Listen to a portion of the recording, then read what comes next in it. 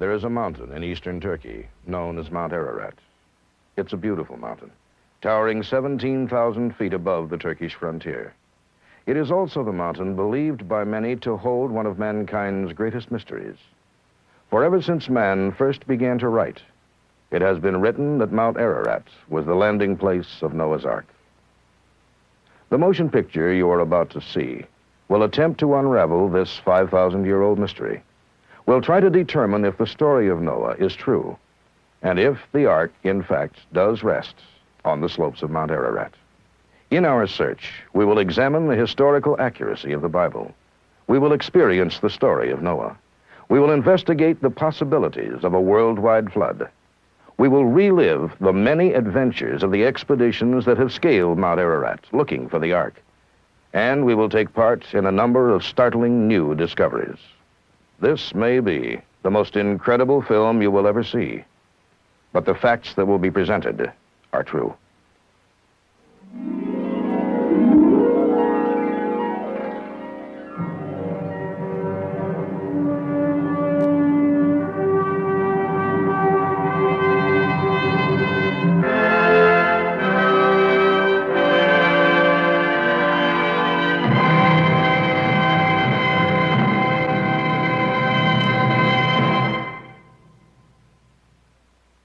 It is our belief that the rediscovery of Noah's Ark and the establishment of this fact scientifically would become the greatest archaeological discovery of all time.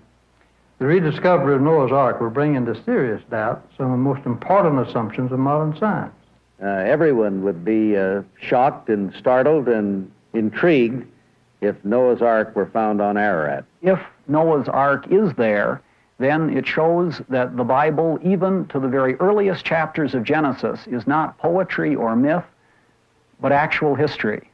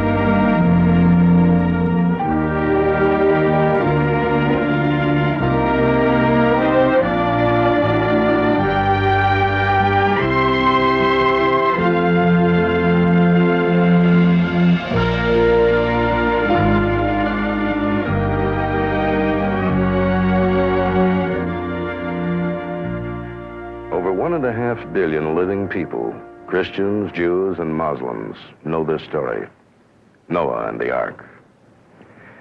It's a story taught to us as children, enjoyed by people of all ages, a story so powerful and so moving that it has survived for 5,000 years and appears in almost every major culture. For over 4,900 years, the story of Noah had been generally accepted as fact. But during the last century, with the advent of an aggressive scientific inquiry, skeptics have come forth and labeled the story a dubious combination of fact and fancy. They have said that the story of Noah, as contained in the Bible, is nothing more than legend. So in our search for Noah's Ark, it seems we must first look at the section of the Bible where Noah's story is told. We must try to determine if the Bible is factual, if it is indeed an accurate history of earlier civilizations. Although some might think it presumptuous to have to prove the Bible, there are those who labor strenuously to do just that. They're historians, archaeologists, scholars. And almost every day now, something is discovered which sheds new light on the historical aspects of the Bible. Genesis mentions the building of the Tower of Babel, or Babylon, in a city that thrived as a capital of the world. Archaeologists have long struggled to find the fabled tower. They now believe they have located it. Indications of a large tower, a stepped pyramid called a ziggurat, have been found in the Mesopotamian valley near ancient Babylon. Historical records show that a king did indeed undertake construction of the tallest tower of his day, only to abandon it, leaving it unfinished for centuries. Chapter 10 of Genesis is known as the Table of Nations.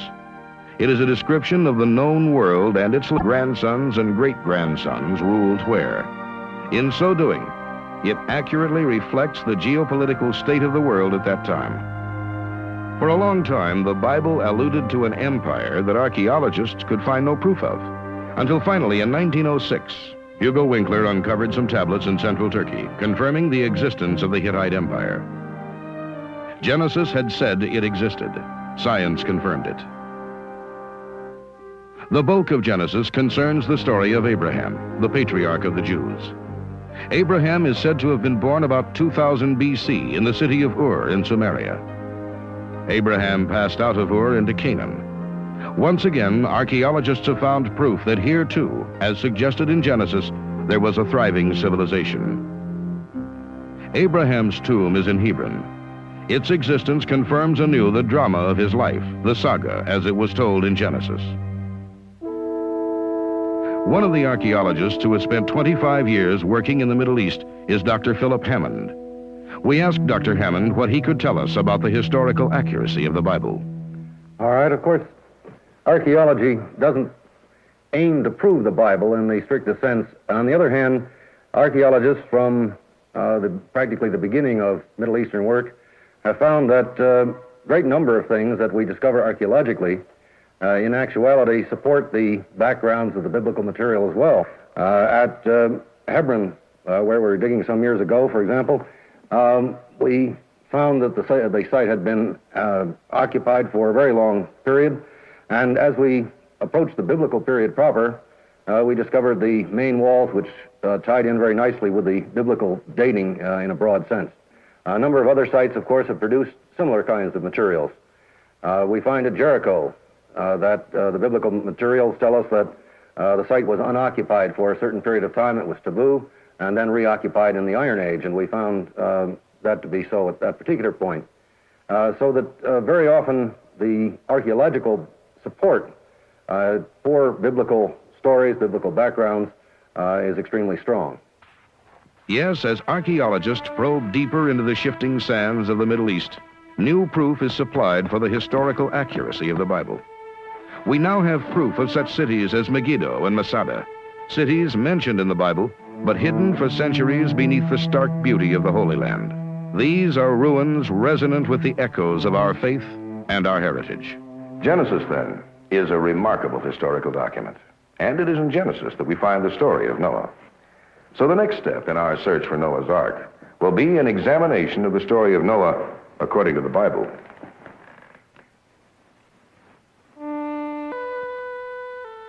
The story begins with God's dissatisfaction with the world he had created. The Bible tells us that God looked upon the world's corruption and violence, and because of man's sinful ways, he vowed to destroy the earth and all those in it. But there was one man living then that found grace in the eyes of God. This was Noah, a just man. His 3 sons and their wives lived in the land of Sheripak, a part of the Middle East now known as Iraq. We know very little about Noah. All we do know is from the book of Genesis. We are told that he and his sons, Shem, Ham, and Japheth, were men of faith, and that they resisted all the sinfulness and corruption of their day.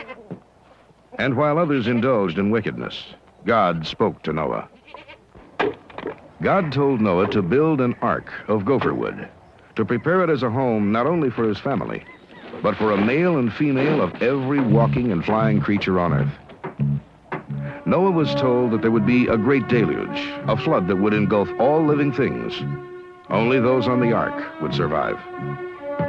His instructions were to build an ark 300 cubits in length, 50 cubits across, and 30 cubits high. He was told to place windows in the ark 1 cubit below the roof, and to build a door in the side. The ark was to have 3 levels, and the wood was to be coated with pitch.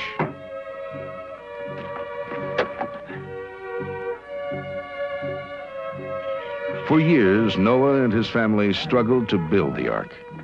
And during the construction, the townspeople would often gather to ridicule Noah.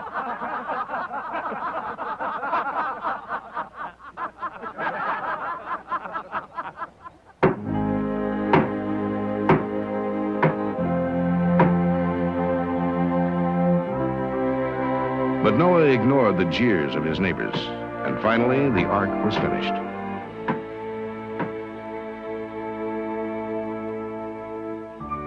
Then Noah set out as God told him, and collected 2 of every living creature, 1 male and 1 female.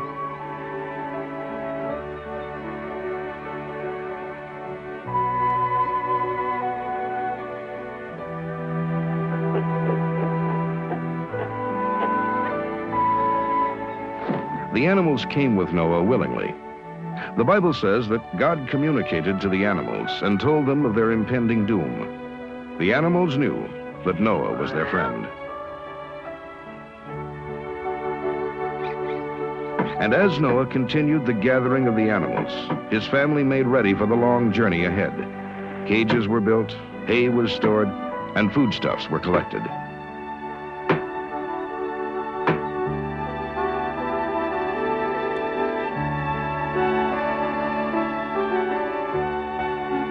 There you are. Come on.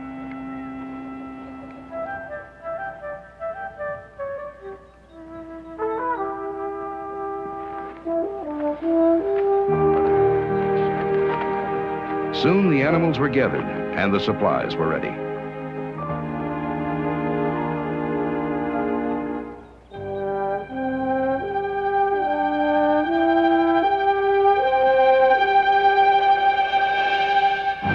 Noah and his family began the difficult task of loading the ark.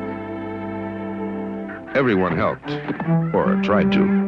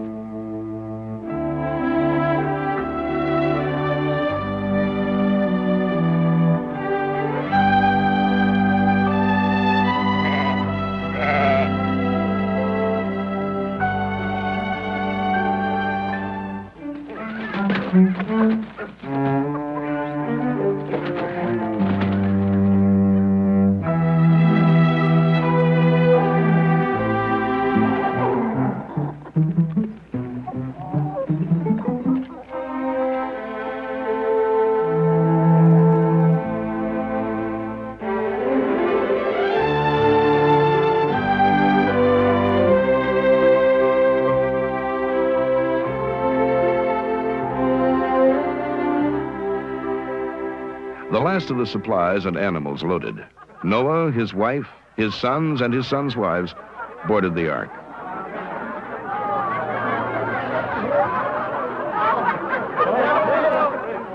But there was still no sign of rain, and the townspeople mocked Noah. They laughed at the old man who had built a giant boat that had no rudder, no oars, no sails.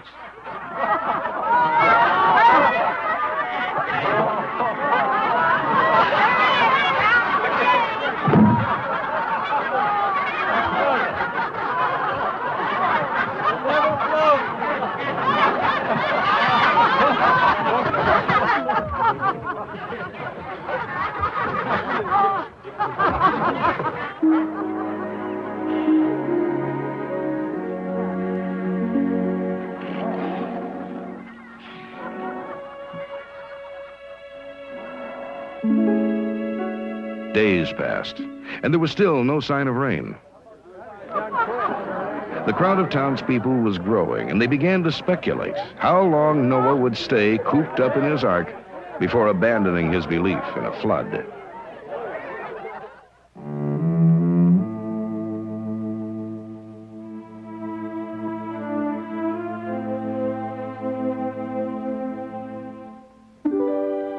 For 7 days and 7 nights, Noah and his family lived in the ark, waiting for the rains to start.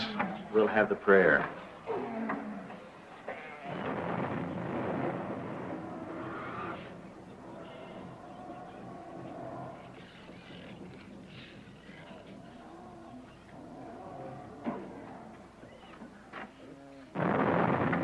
thunder.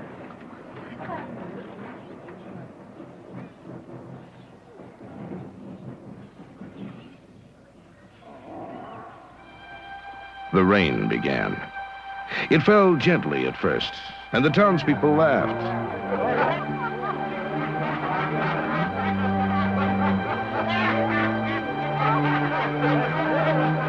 Noah, here's your flood.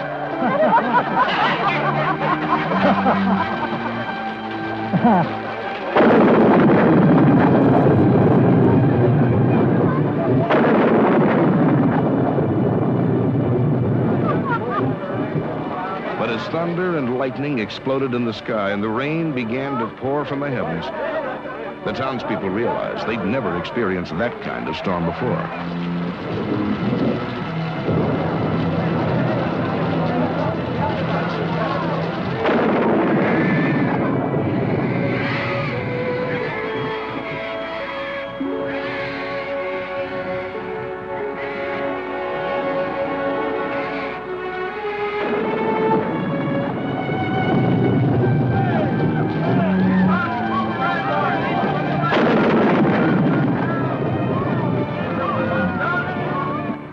Noah and his family could hear the townspeople beating on the ark, but God's instructions were clear.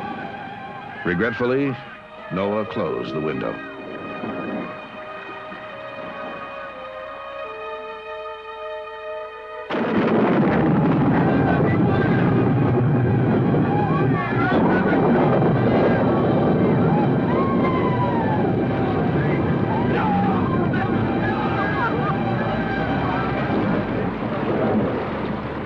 That night, 5,000 years ago, the rain came down in mighty torrents from the sky, and the subterranean waters burst forth upon the earth. The rain fell upon the earth for 40 days and 40 nights.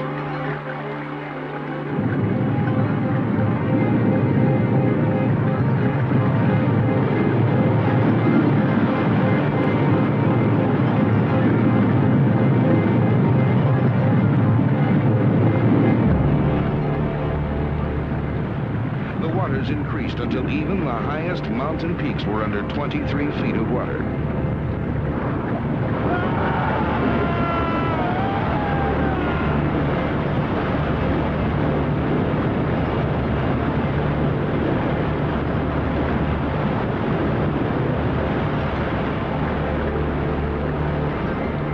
All that lived and moved on the earth perished in the great flood. All perished except those that were lifted above the waters in the ark.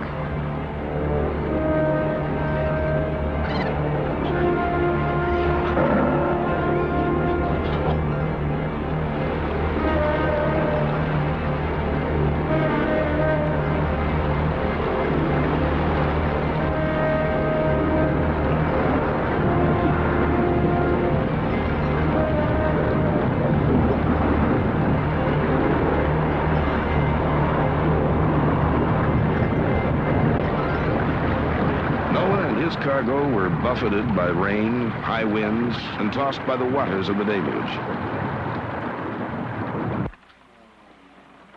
And as they went about their daily chores of caring for the animals, they didn't know if the floodwater would ever recede.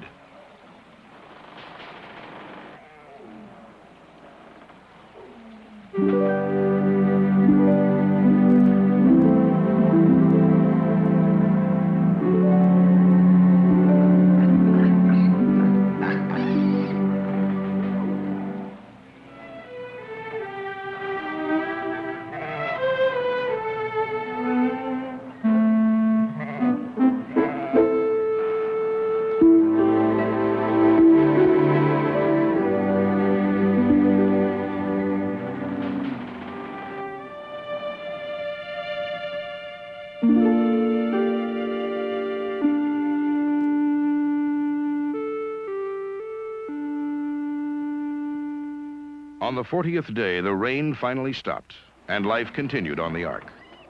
Want to help?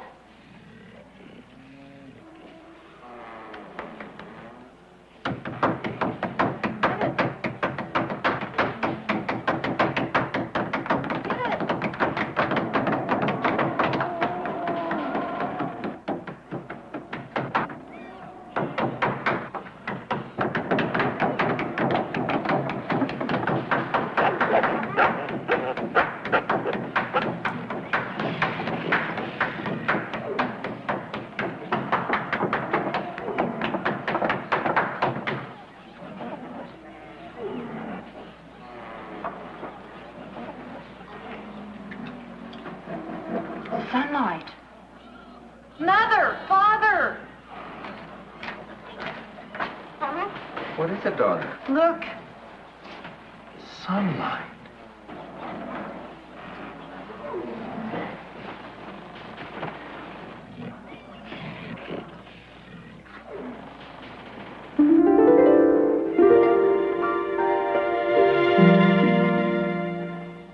It stopped raining. Now we can leave the ark. Oh, now we must be patient. The Lord hasn't revealed how soon we can walk the earth again.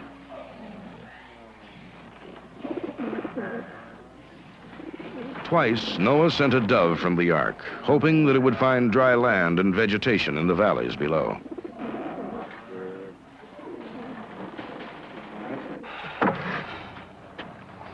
If there's land, he'll find it.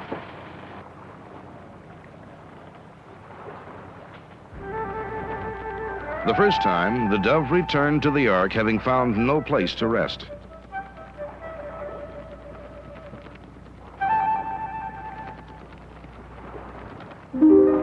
There he is. But the second time, the dove returned to the ark with an olive branch in its mouth.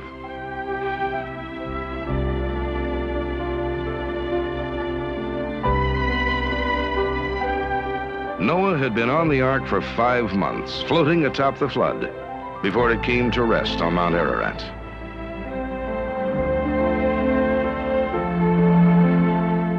In the 8th month, other mountain peaks became visible.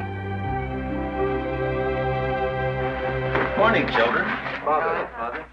Careful going up that ladder. In the 9th month, Noah made a hole in the ceiling of the ark so that he could walk on the roof and look down on the mountain.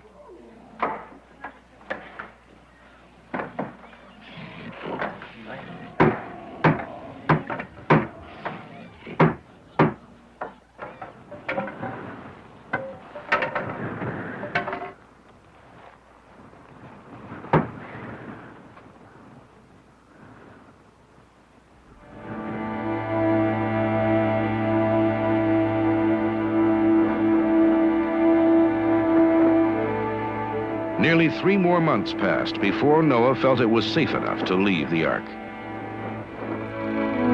They had been on the ark for 375 days.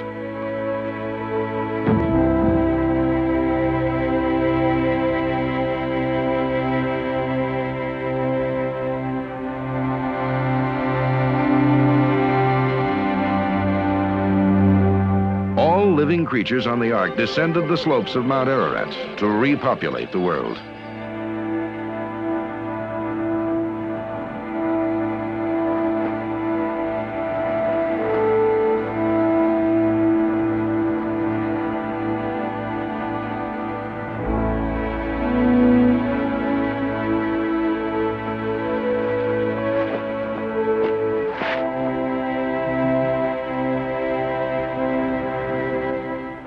Noah built an altar to God, and for Noah's faithfulness, the Lord promised never to bring such destruction again.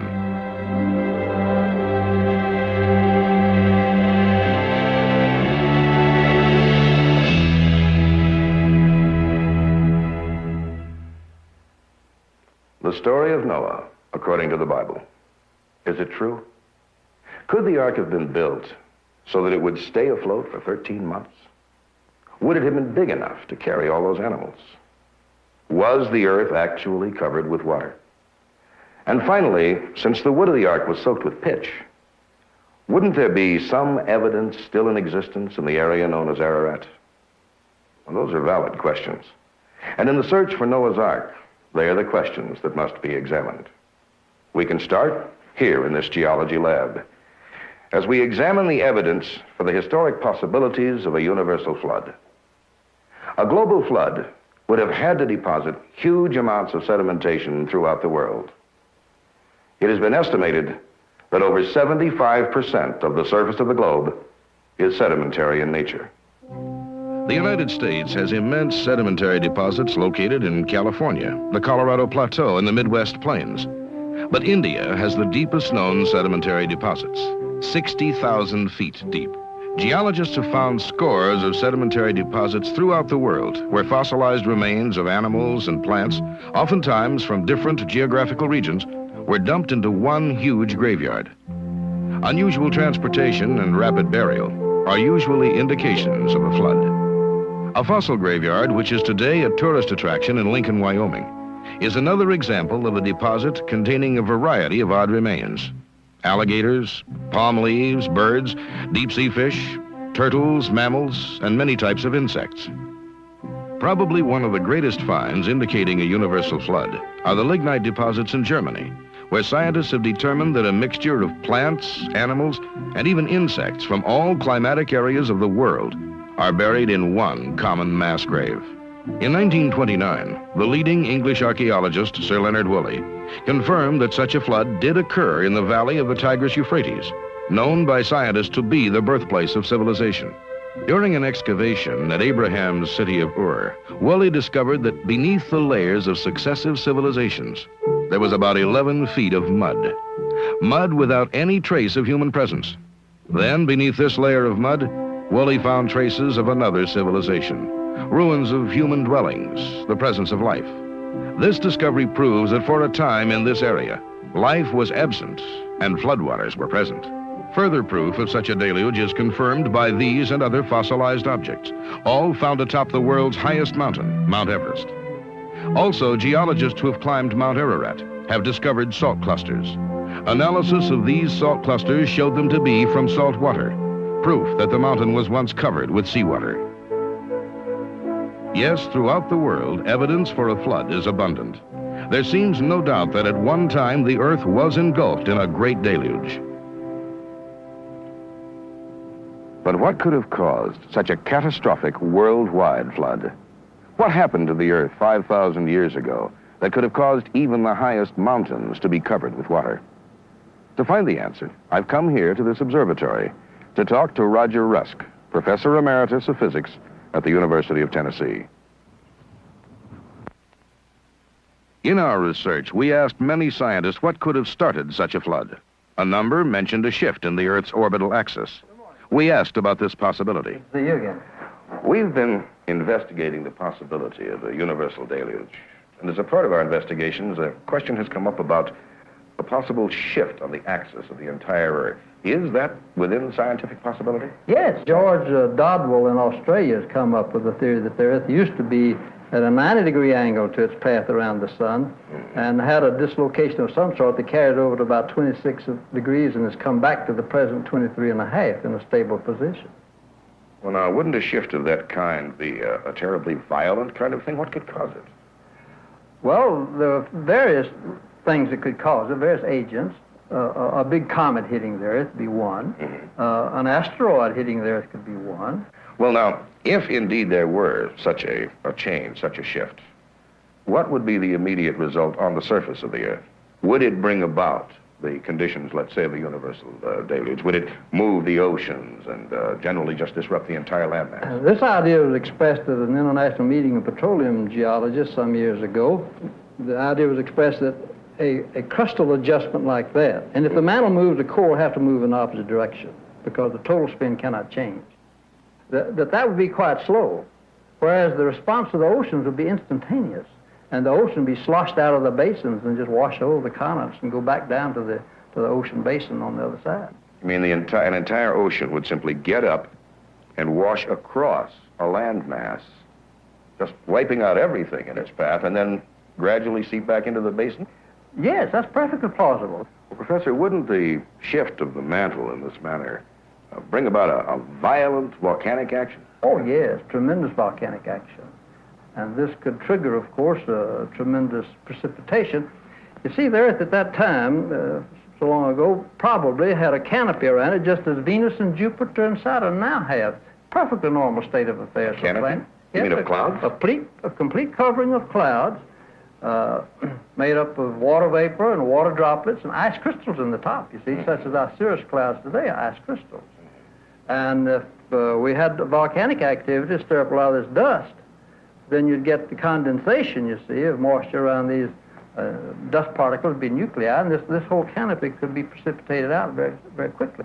Well, then, If we did have, indeed, this dislocation, the volcanic action, the movement of the ocean, the breaking up of the canopy over the earth, the change, in effect, in everything that took place, this would certainly match, more or less, the account of a universal deluge which destroyed virtually all life. Yes. How long ago, then, would the theory, according to the theory, would this have been? Something of the order of 5,000 to 6,000 years ago. Then it does approximately match the story of Genesis. It fits very well. Fits very well with our idea of the time period between the, say, Abraham going backwards to the time of Noah. Fits very well with it. Now, that's impressive evidence. Both geologically and archaeologically, all indications seem to point to a universal deluge. But ancient man left other traces of his early days.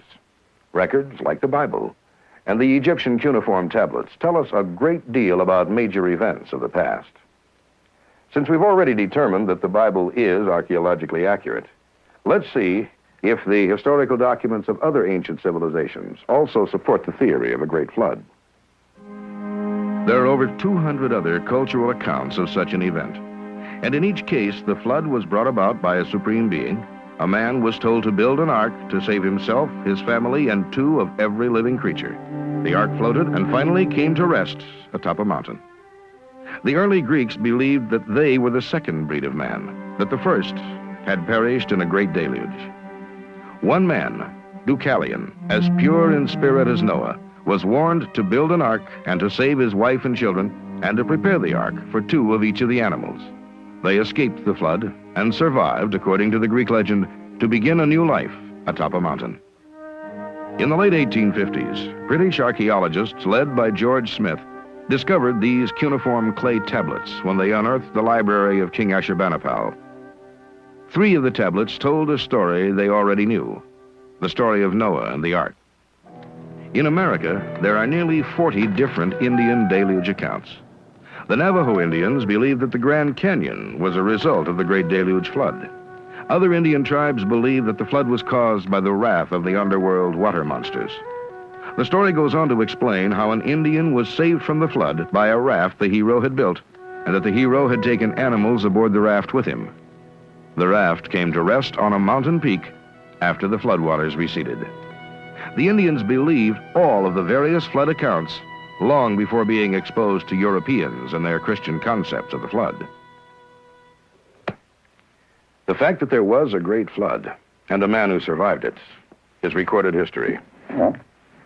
But whether Noah and his live cargo survived the flood as passengers aboard an ark has yet to be proven. Archaeologists agree that if the ark did navigate the waters of the deluge, its existence can be proven by finding some ancient artifact from it. A piece of the so-called gopher wood of which it was built, a pot or a tool, something to prove that Noah and his family existed and indeed dwelled aboard such a vessel. But to find such proof, one must know where to look. One must know where the ark came to rest when the waters receded. One must locate the mountains of Ararat, referred to in the book of Genesis. Here in eastern Turkey, because of local legends, this beautiful primitive mountain is called the Mountain of Evil by the Kurds, the Mountain of Pain by the Turks, and the Mother of the World by the Armenians. We know it as Ararat, the landing place of Noah and his ark. Located on the border separating Turkey from the Soviet Union, both history and local legends support the Bible story that the ark landed here, on Mount Ararat. The Turks call Mount Ararat Arida, meaning Mountain of the Ark, and the Persians call it Kokinu, meaning Mountain of Noah. And there is hardly a place near Mount Ararat whose name does not recall Noah's story. In Yerevan, a city that seems to have leaped from the pages of the Arabian Nights, scholars contend this is the location where Noah made his first home. Yerevan translates to mean the first appearance. Here at the base of the Ahura Gorge is the rebuilt part of the ancient town of Ahura, which had been completely destroyed by an earthquake in 1840. Aruri, another name for Ahura, means the planting of vine. According to historians, European vine growing originated from this area, where Noah, according to the Bible, planted a vineyard.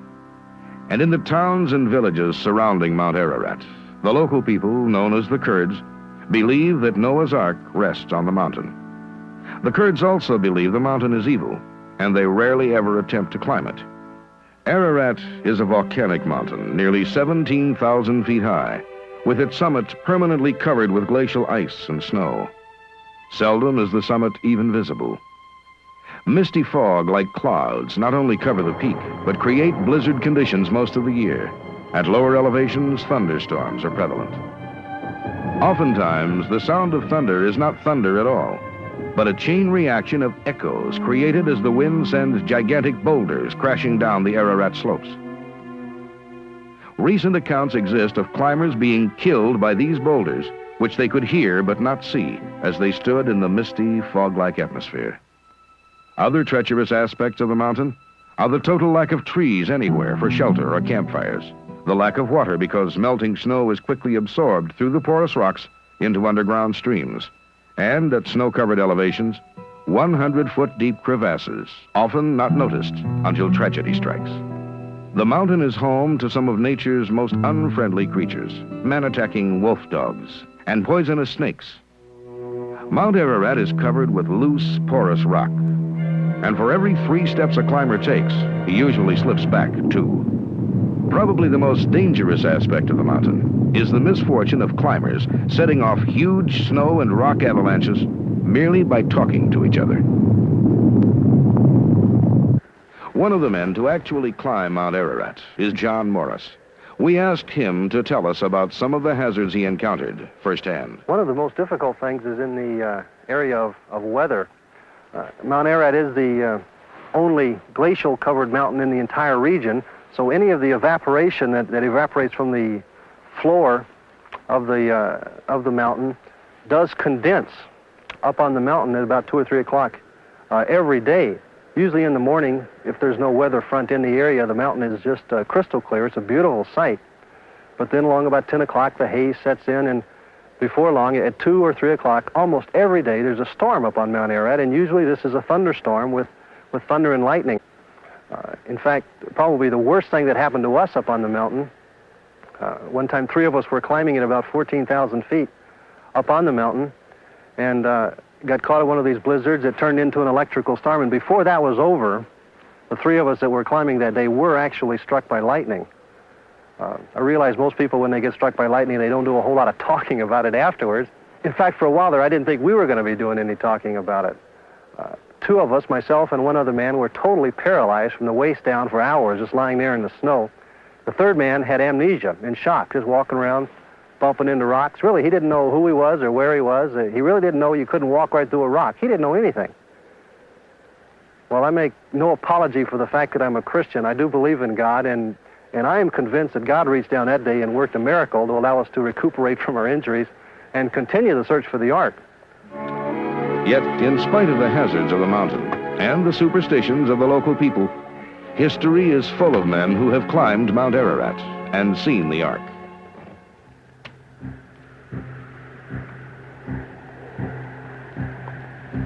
Accounts from 700 years before the birth of Christ relate to the experience of pilgrims climbing Ararat to scrape tar off the sacred vessel from which to fashion good luck omens.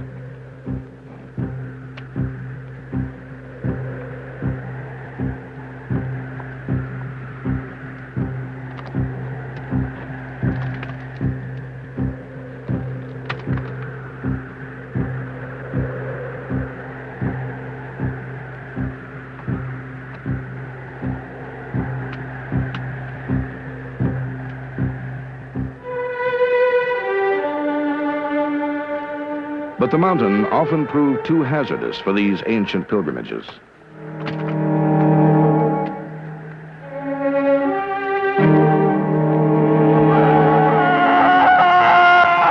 Men seeking the Ark began to meet with grave misfortunes, some cataclysmic, so the pilgrimages ended. Berosus, the Babylonian high priest from the temple Bel-Marduk, states that in his time, around 300 BC, remains of the Ark could still be seen, and some get pitch from the ship by scraping it off and use it for amulets. Hieronymus, Egyptian historian who authored the ancient history of Phoenicia about 30 BC, mentions the Ark. Also about 30 B.C., Nicholas of Damascus, the biographer of Herod the Great, tells of the ark landing near the summit and that relics of timber were still there. In 380 A.D., Epiphanes, bishop of Salamis, visited the land of the Kurds and stated that he was shown wood from Noah's Ark. In the snow of Mount Ararat, wrote Armenian historian and world traveler Hyphon, one can see a black spot that is Noah's Ark, which he himself saw in 1254. Even Marco Polo, the renowned world traveler, wrote about Noah's Ark's presence on Mount Ararat in 1269 A.D. Early history notes many such sightings of the Ark. But it hasn't been until recently that most major expeditions have scaled the dangerous slopes of Ararat and brought back proof of the Ark's existence. The reason, apparently, is the glacier. Mount Ararat is covered with an icy, snow-packed glacier. And for long periods of time, the summers are not warm enough to permit a sufficient meltback for climbers to reach the summit. And because of this, it was not until 1829 that Ararat was again successfully climbed. The man who did it was a German physician, Dr. Friedrich Parrot. He had heard of claims that at the Armenian monastery at Echmiadzin, there was a cross said to be made from the sacred wood of Noah's vessel.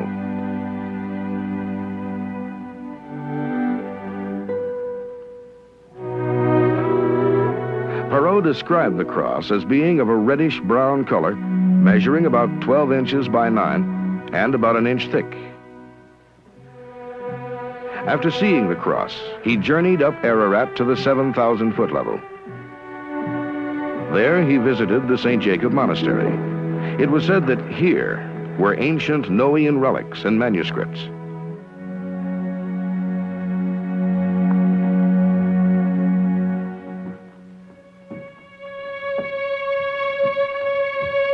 The monastery contained priceless remains of Noah's great voyage.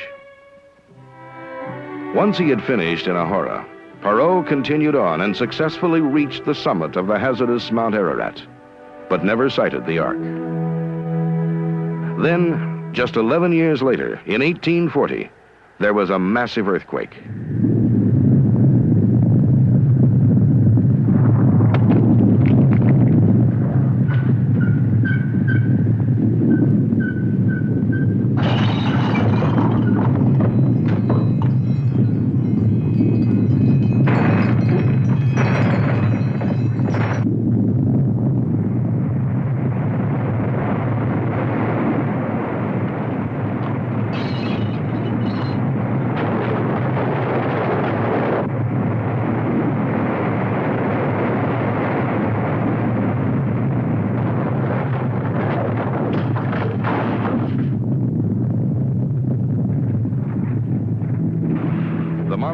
Like the 2,000 villagers of Ahura, were covered with debris during the destruction in June 1840. No one survived.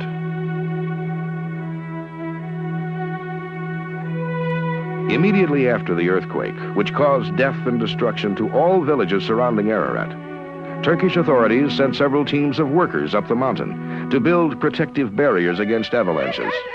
One of these teams reported the discovery of the forepart of a very old ship jutting out of a glacier. The expedition reported seeing the Ark 14,000 feet up Mount Ararat. They reported seeing several stalls and cages in the exposed interior of the great vessel. The Turkish report stirred additional overseas interest among scientists of that period. Throughout the 1800s they came, exploring, seeking, hoping to bring back physical proof of what the Turkish report said was really there. Hermann von Abik conquered the Ararat summit in 1845. Colonel Kadzko of the Russian Army reached the peak in 1850.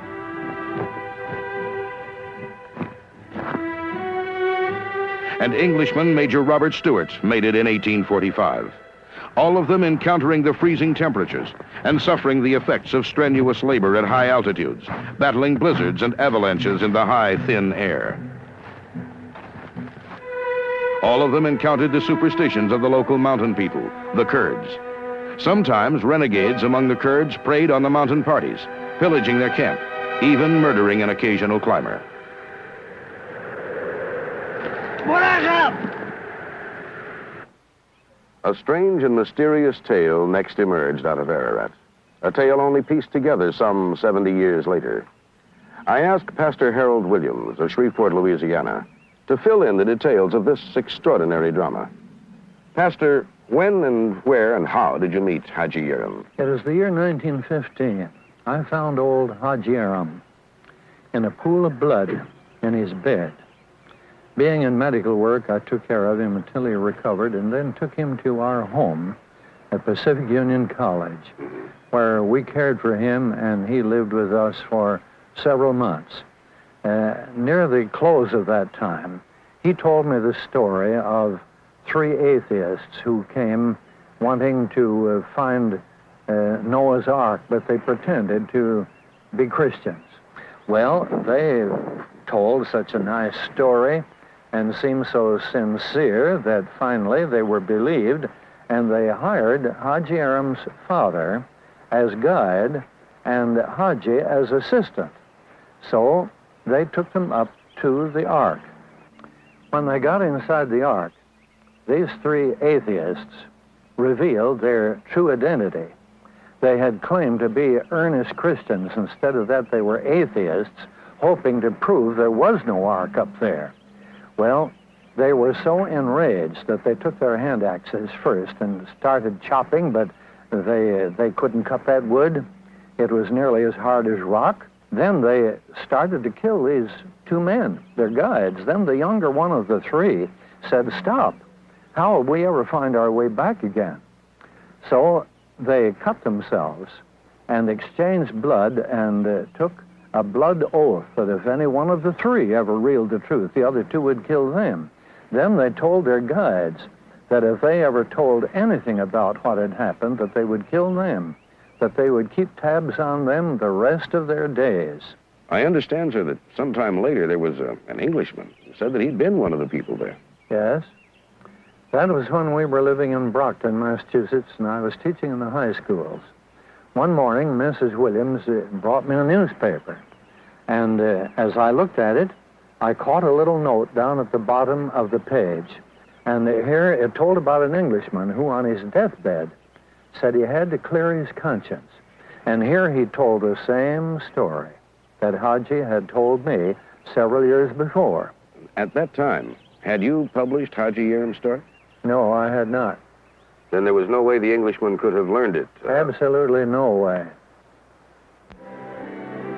In 1876, a prestigious British statesman, jurist, and author, Sir James Bryce, made a dramatic and first time ever solo ascent of the mountain, and returned with a piece of evidence that seemingly should have shocked the scientific world into action. Braving the hostile environment of Ararat, Sir James uncovered and brought back to London a 4-foot-long, 5-inch thick piece of partially petrified hand-tool timber.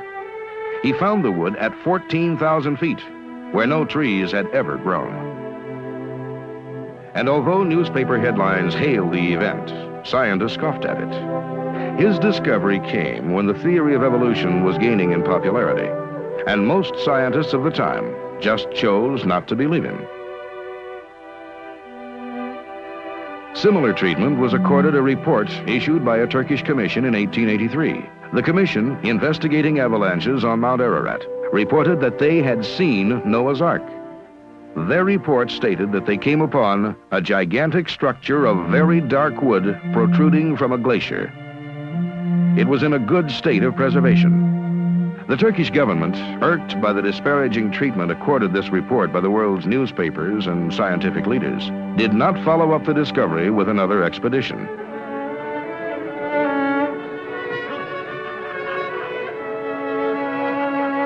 Despite this, 4 years later, another world traveler announced he would mount an expedition and attempt to locate the Ark.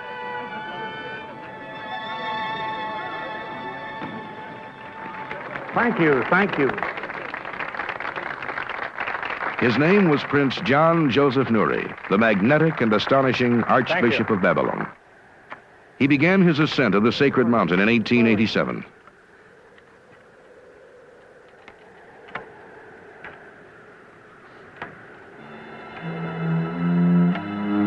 On April 25th of that year, the prince realized his dream. He saw Noah's Ark. Prince Nuri reported that he found the Ark wedged in the rocks and half filled with snow and ice, that it was made of dark beams of very thick wood. His story further corroborated the 1883 Turkish newspaper account. Prince Nuri had hoped to return to Ararat to mount a major expedition. One of his proposals was to take the Ark to the Chicago Exhibition, the World's Fair of 1893. Nuri, however, was never able to gain financial support for this major expedition he longed to lead to Mount Ararat. The prince's secret, his route to the Ark on Mount Ararat, was lost forever when Nuri died unexpectedly from pneumonia. The next story to surface in the search for Noah's Ark took place in 1902, when as a boy, Armenian farmer Georgy Hagopian was taken to the Ark by his uncle. Illustrator Alfred Lee interviewed George Hagopian, and we asked him to recount the story to us. George Hagopian was about 72 when I first met him in 1970. When he saw Noah's Ark, he was living in Turkey. He had been born at Lake Van, and he and his uncle would take their sheep and goats across to Mount Ararat every summer and graze their flocks on the mountain, as the Kurdish people do today. Every summer they go above the heat of the desert to graze the flocks in the meadows up there.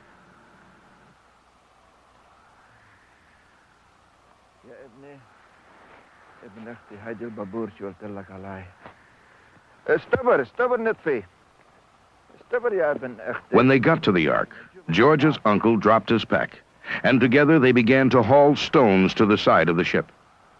Within a short time, they had stacked a pile of rocks against the side of the Ark.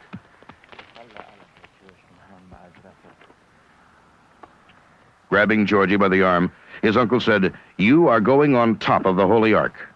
He put Georgie on his shoulders and said, "Grab the edge and pull yourself up."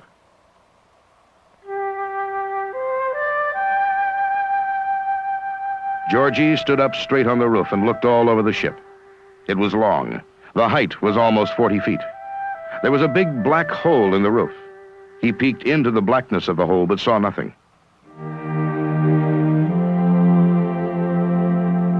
Georgie then pulled a piece off the Ark.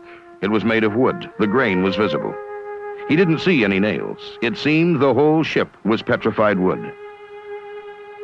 He remembered the roof was flat, with the exception of a narrow raised section running all the way from the bow to the stern, with many holes in it. His uncle told him these were holes for air.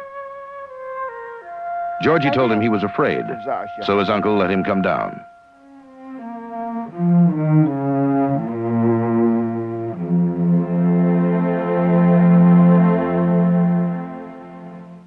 My desire as an illustrator was to draw a picture of Noah's Ark as authentically as possible. When I went out there, I told him that I was very keenly interested in his guiding me in illustrating what he had seen. It took a year and a half. I'd go between Eastern Shore, Maryland. He lived in Easton, and I lived in Washington. I'd go back and forth, and I would work on these sketches. I'd go over the tapes and all the pages of notes and sketches that I had. Finally, after a year and a half, I brought this picture out to him. He took the pen out of my hand and made these scratches right here. He said, "You neglected to put some rocks right here," as I remember it. But he said, "The rest of this, to the best of my memory, that's what Noah's Ark looked like."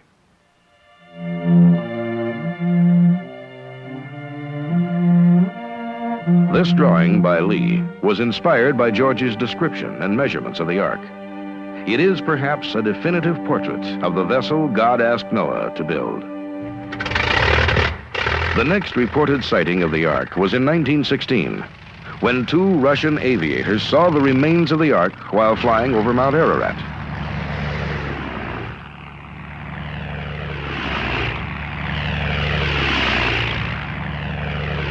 They spotted the Ark near a glacial pond and described it as a strange-looking vessel whose top was rounded over with a flat catwalk about 5 feet wide down the center of it. A report was sent to the Tsar, and on his orders, 2 special companies of soldiers were sent to the mountain. 2 weeks of hard labor were needed to reach the site. Once there, complete measurements were taken, plans were drawn, and even photos were taken. The Ark was found to contain hundreds of rooms. Some unusually large rooms had fences of great timbers across them. Other rooms were lined with cages. A report was sent back to Moscow, but only 2 days after it arrived, the government was overthrown by the communists, and the records were destroyed. Dr. John Warwick Montgomery met a man who was directly linked to publication of the story of the Russian aviators. We asked him about it.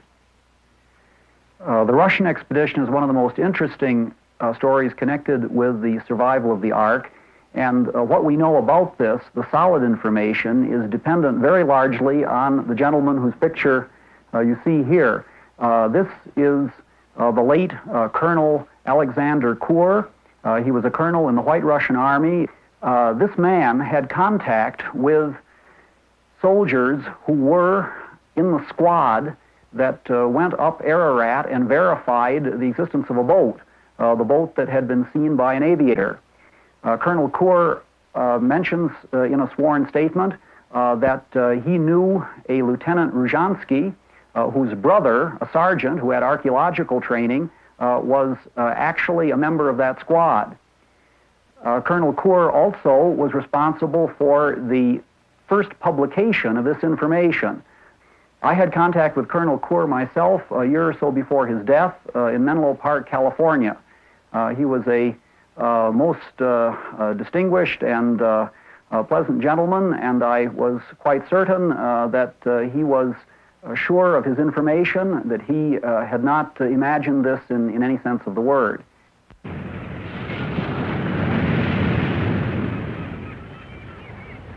The story of the Russian expedition served as confirmation of the George Hagopian sighting in 1902. Based on information gathered from these sightings, our next step in the search for Noah's Ark took us to Southern California. This is a marine laboratory set up to study the oceans and the ships that sail on them. We've come here to see if these scientists can tell us anything about the possible seaworthiness and navigability of Noah's Ark. But before we can do that, we must know the design and the approximate size of the Ark. This drawing, as you know, was made by Fred Lee after extensive interviews with George Hagopian. But throughout the ages, artists and historians have had different concepts of the Ark.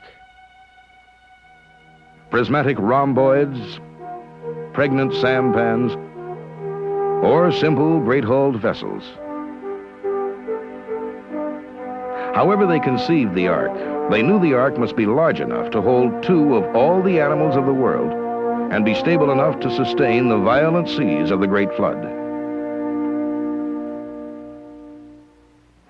Even though artists and historians have had many different ideas about what the Ark looked like, based on the eyewitness accounts of the Russian expedition and George Hagopian, together with information from the Bible, we believe this model is an accurate representation of Noah's Ark.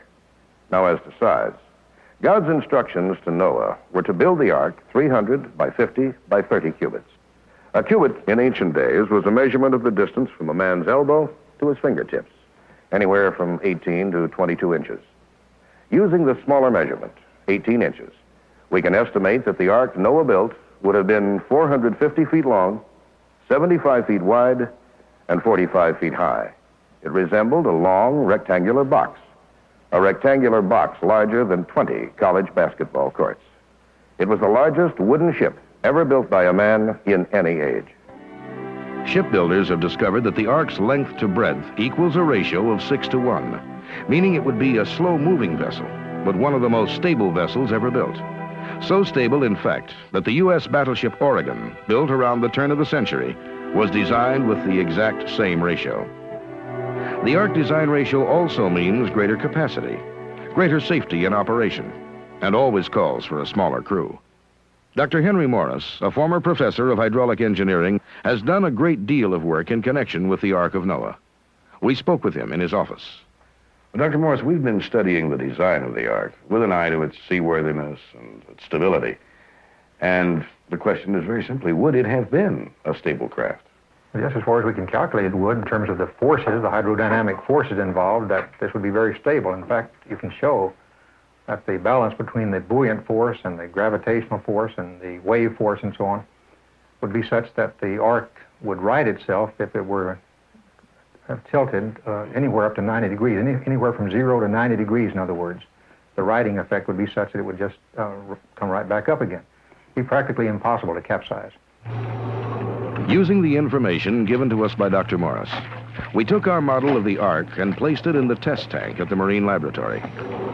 When subjected to the irregular waves generally found on the ocean, the Ark was deemed not only seaworthy, but exceptionally stable.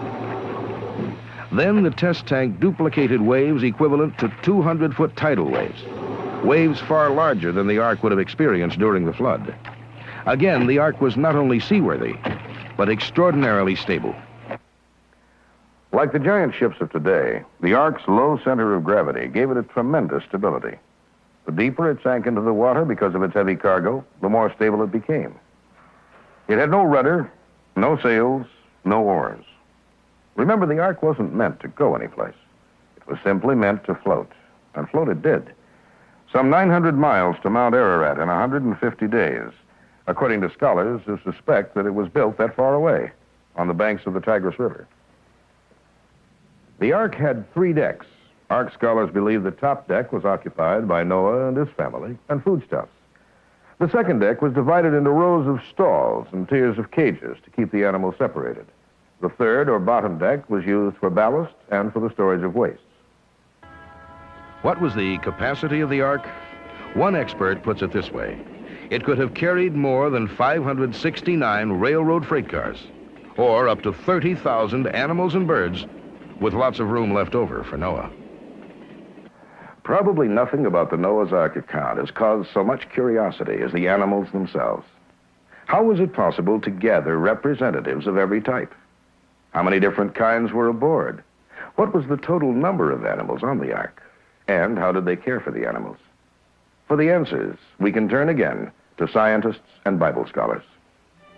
According to these scholars, the actual gathering of the animals was not too difficult. The Bible says that God communicated to 2 of every kind of animal, just as he had communicated to Noah, and they came with Noah willingly. The animals, it is said, were given a premonition of the great flood to come, and they knew that Noah was their friend. How many animals did Noah load onto the Ark? No one can be sure. There's no way for us to know exactly how many species there were in Noah's day. But many scientists agree that the number would fall somewhere between 1,544 and 2,392. How did Noah and his family feed and take care of approximately 2,000 animals? Scientists have pointed out that with 2,000 animals aboard, it would mean that during a 12-hour day, each member of Noah's family would have to feed 1 animal every 3 minutes. In his book, The Genesis Flood, Dr. Morris examined the problem of caring for the animals. We asked him about it. How would 8 people feed and care for 2,000 animals for 13 months? Of course, many people have raised that question as an objection to the whole story, that it would be just impossible to care for the many thousands of animals that might have been on the Ark. At least a reasonable possibility would be that these animals had the ability to hibernate, as many modern animals do. For example, the bear and many other animals can escape bad weather by the process of just suspending most of the bodily functions. Sort of a dormancy, state of suspended animation almost. So I just suppose that perhaps as the temperature began to get cold and the skies got dark and the noise of the thunder and the waves and so on outside, after the animals had once been installed in their cages and fed, but then they just sort of went to sleep for most of the time during the year. Now, of course, occasionally Noah and his family would have to feed them, but it wouldn't necessarily have been an overwhelming task for the 8 people on the Ark to take care of the animals when most of the time they were hibernating. So based on all available evidence, we know that the eyewitness sightings of the Ark correspond with modern-day technical, scientific, and biological information. That the Ark and its live cargo were capable of surviving the Great Deluge. But people were still skeptical. Where is the proof, they asked? Where is the evidence that the Ark still rests on Mount Ararat, waiting in cold storage under 17.5 square miles of ice and moraine?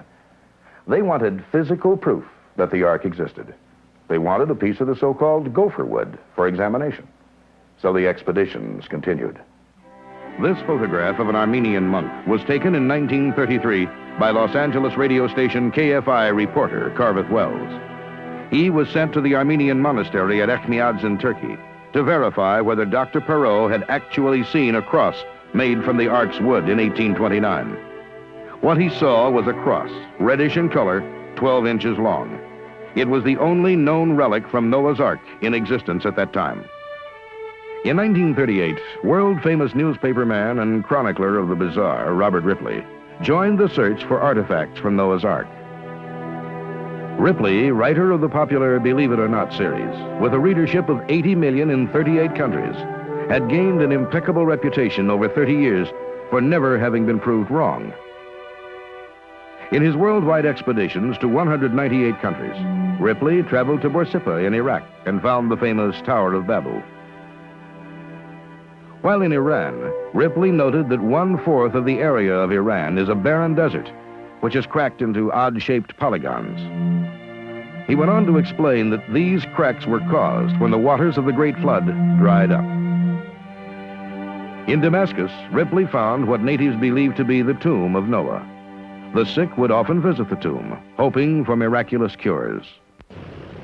Later, during World War II, American flyers flew hundreds of flights over Mount Ararat, taking off from the Allied bases in Tunisia and going to Russia in a major attempt to keep the Red Army supplied. Several times during those years, reports surfaced saying that airmen had seen the Ark locked in the glacial mass below. One of these sightings was reported in a 1943 edition of the U.S. Army paper Stars and Stripes. Australian and Russian flyers also reportedly saw the great vessel, partially obscured, covered with ice and snow. After World War II, many Russian flights continued over Mount Ararat. Errol Cummings, Ark scholar, met Dr. Donald Liebman, a man who had first-hand knowledge of these Russian flights. Well, Dr. Liebman and his wife came to our residence in Farmington, New Mexico. In Dr. Liebman's interviews with us, he strongly emphasized the fact that the squadron leader indicated they had had an expedition year after year from the years 1937 through 1947. And then again, another expedition in 1948. No question about it, as far as he was concerned. And in addition to that, of course, we know that they had an expedition in 1915 and 1916, a large expedition, and another expedition in 1918. So this makes, as far as we're concerned, 13 expeditions that the Russians have had to the Ark of Noah. He gave us quite an accurate account of his experience. He had met the officer of the USSR Air Force who had done the flying over a period of years from 1937 to 1947, 10 expeditions. And then he was shown, when Dr. Liebman met this man in Hamburg in 1947, he was shown 3 of the photos taken. And he had drawn a sketch for us of one of the photos that was presented to him by the platoon leader from the Russian USS Air Force. And this is that sketch. It shows the Ark at about 14,000 feet, more or less, with the prow of the ship showing about 80 feet of the prow showing, and the prow apparently is in a small cirque or small body of water, seated on a cliff. And incidentally, this sketch corresponds with many other stories that we have. This is the interesting thing, so that we feel that there's authenticity to all that Dr. Liebman had to say and to the story of the Russian flyers. In 1952, an American pipeline engineer working in the Middle East similarly saw a portion of the Ark exposed on the face of Mount Ararat. George Jefferson Green was on a reconnaissance mission looking for oil sites traveling in a helicopter when he saw the great ship protruding from the rocks with only one side exposed. Reaching for his camera, Green directed the helicopter pilot to maneuver the craft as close as possible to the huge structure below. Closer and closer they edged, while the excited engineer recorded his discovery on film. Sideways, head-on, from closer than 100 feet away, the shutter clicked while the sun was beginning to lower in the western sky. Green took what turned out to be 6 extraordinary photographs, or so his friends say. For Green, who transferred to a mining operation in British Guyana, was murdered. All of his belongings, including the valuable photographs, disappeared.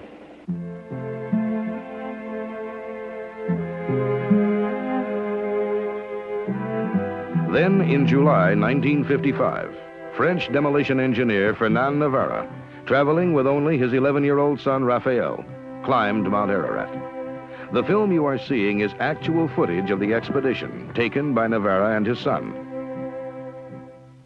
As Navarra and Raphael worked their way up the lower slopes, Navarra thought back to his 2 previous attempts to find Noah's Ark. In 1952, he discovered an astonishing patch of blackness within the ice. The mass was sharply defined and looked like the ribs of a great ship. But he was alone. His Kurdish guides had deserted him below, and he had to leave the mountain. In 1953, Navarra returned to the mountain. He found his way fairly easily, climbing to within 100 yards of the timbers. But boulders, perched precariously above, rolled down at the sound of his voice. He was able to get about 20 yards closer when suddenly he felt faint. He couldn't coordinate his movements. He could think of only one thing: to get back down.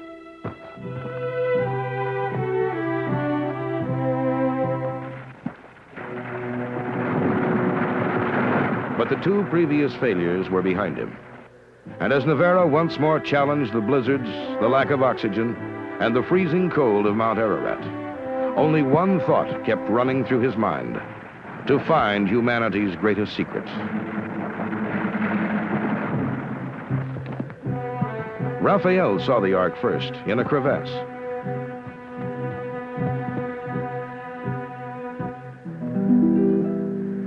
Navarra gave his son the camera and began to lower himself into the 30-foot deep crevasse where the Ark lay buried under ice.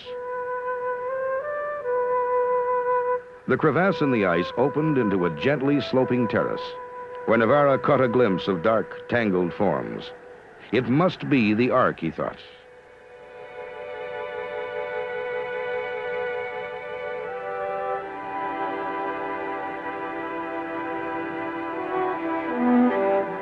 But it was too late that afternoon to chance exploring the dark form below.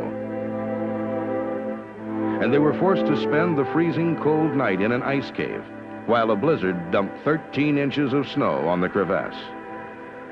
At 5 a.m., they returned to the crevasse.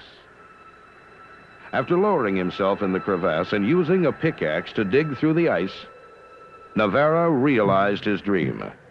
"I've found wood," he called. He cut off a piece of the wood and pulled it up from the crevasse. Excitedly, Raphael filmed the event. They were both so happy they could have fainted with joy. After 2 unsuccessful attempts, Fernand Navarra had conquered the hazards of the mountain and discovered wood. Wood on a mountain completely barren of trees. Wood which he felt sure was from Noah's Ark.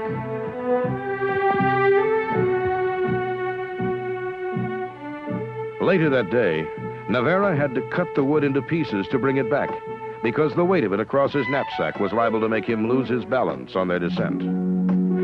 He regretted having to cut up such a valuable relic, but felt better about it later on when he had to split it up in still smaller pieces to submit to various experts.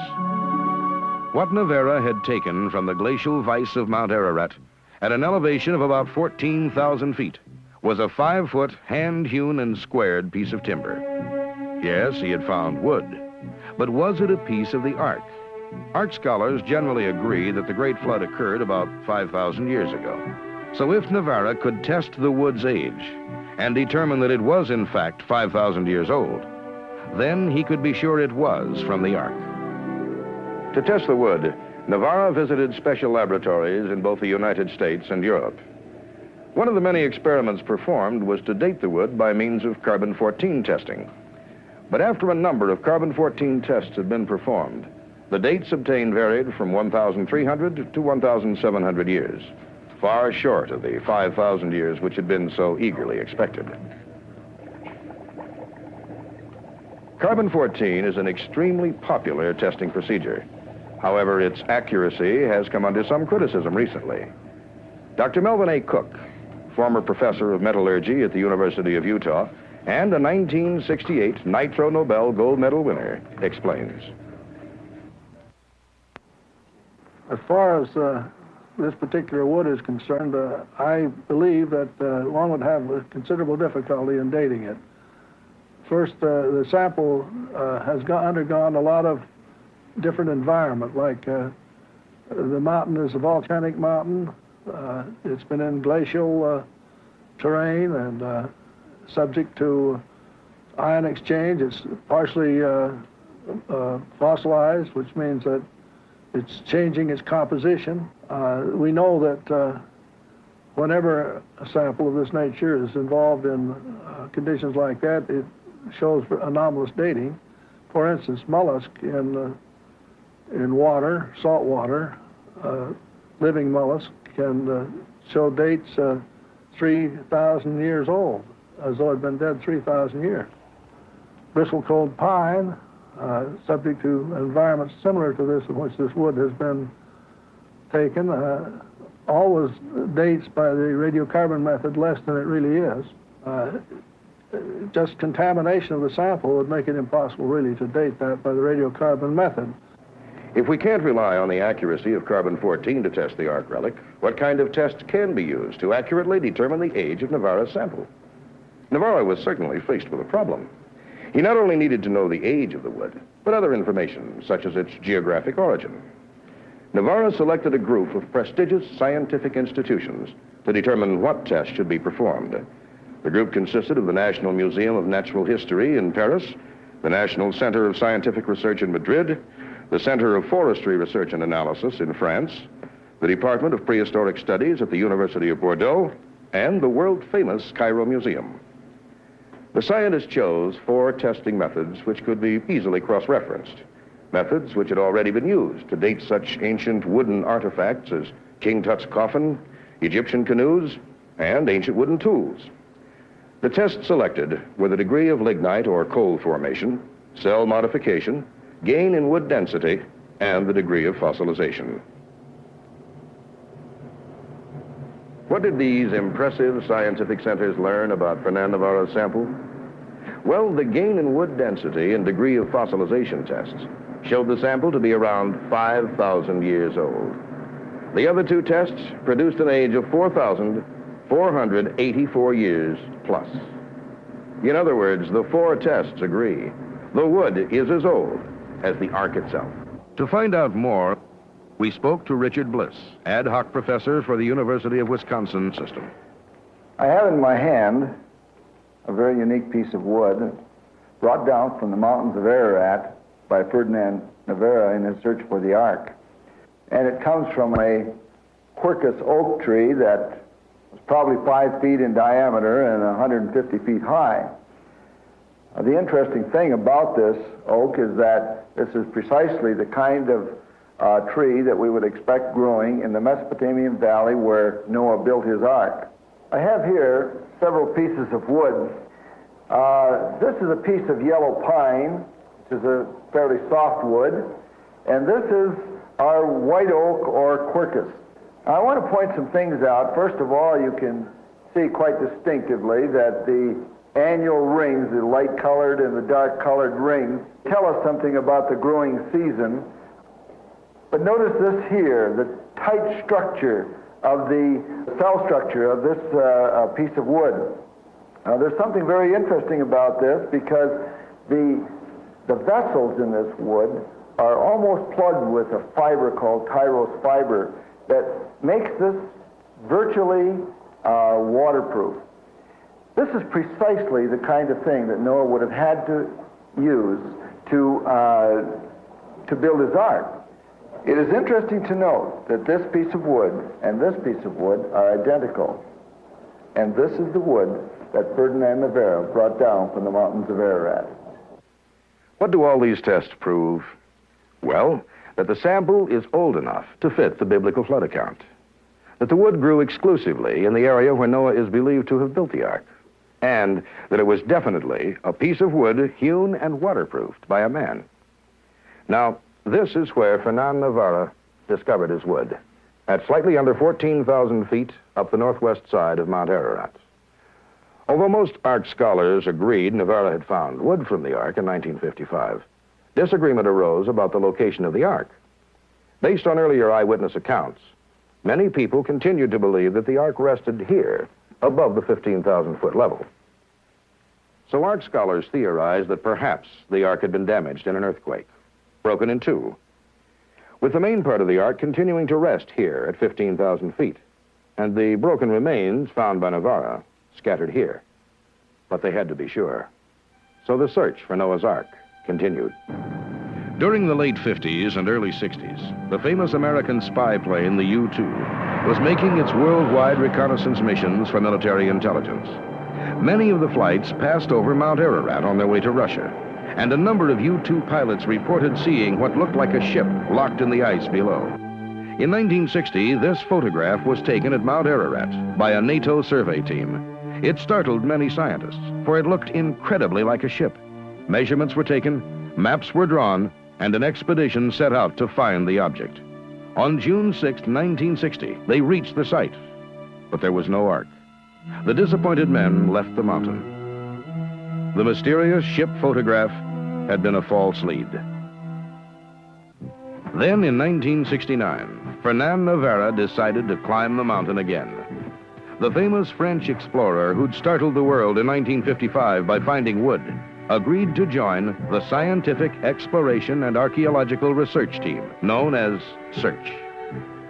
Navarro wanted to prove that he could lead another expedition back to the same Ark embedded in the glacial ice pack on Ararat, and hopefully recover some more wood. After retracing Navarro's steps up the treacherous mountain, the search team struggled to locate wood in the same crevasses where Navarro found his 1955 wood. But the crevasses were not melted as deep as they were in 1955, and no wood was found in them. Then, Navarro decided to probe the bottom of a small pond adjacent to the artifact ice pack. The team's probing poles did not reach to the bottom. Next, Navarro started probing a small runoff stream from the pond. At 11:15 on July 31st, 1969, Navarro and the search team struck pay dirt. 5 pieces of wood resembling planking, with the longest piece nearly 17 inches long.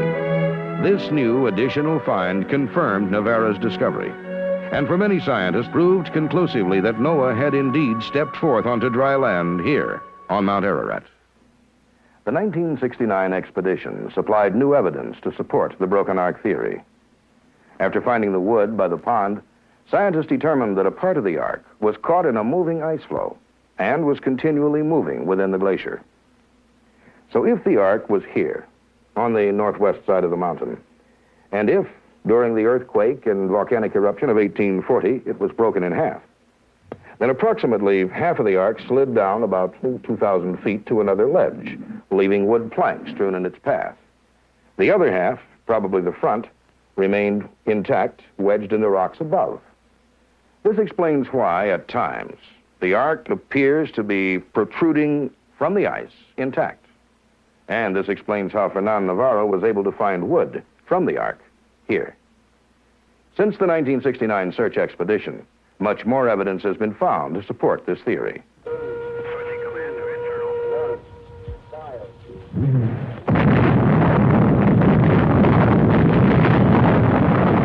In July 1972, NASA launched the Landsat satellite. Its mission to maintain, inventory, and assess the world's natural resources. But as it circled the Earth at an altitude of 520 miles, it performed an unexpected service. It photographed Noah's Ark. By use of remote sensing, the Landsat satellite transmits data to receiving stations on Earth.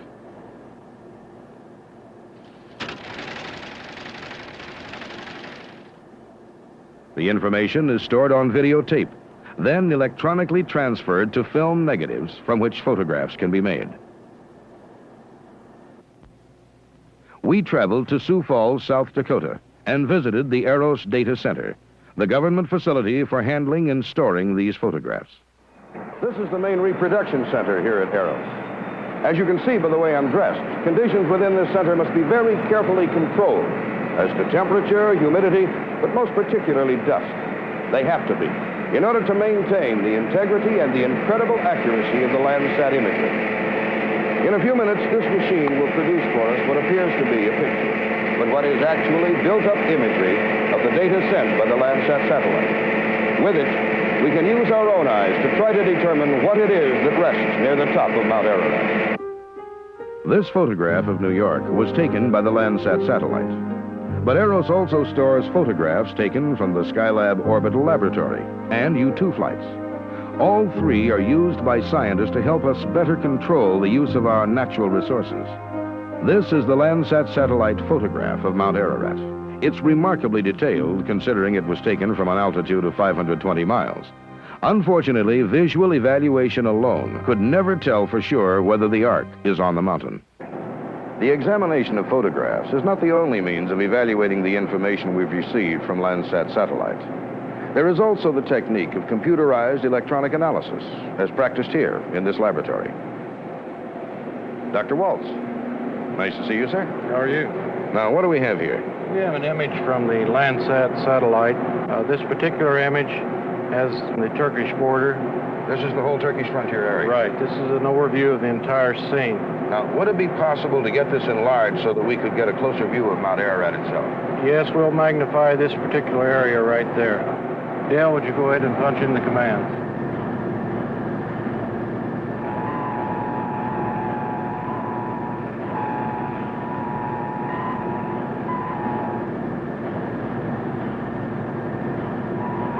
As new data was fed into the computer, the image was transformed to a close-up of Mount Ararat and the surrounding area. Based on all the eyewitness sightings of the Ark, we knew that this area was most likely the location of the Ark. Dr. Waltz then inserted a cursor in the shape of a rectangle around the suspected area. The computer was then asked to make a 6-time magnification of the area. The blocking effect you see is the result of this magnification. Each block or pixel, also known as picture element, represents 1 acre of territory. Next, we took our cursor, moved it to the electronic window of the suspected area. The cursor was then reduced to the size of a pixel and inserted into one of the blocks.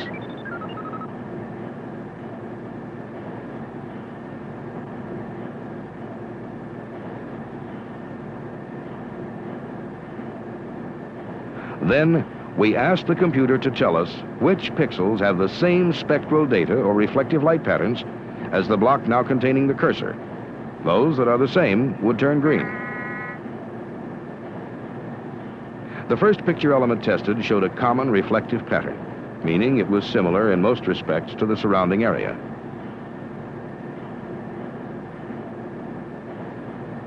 Next, we moved the cursor to the location described by the eyewitnesses.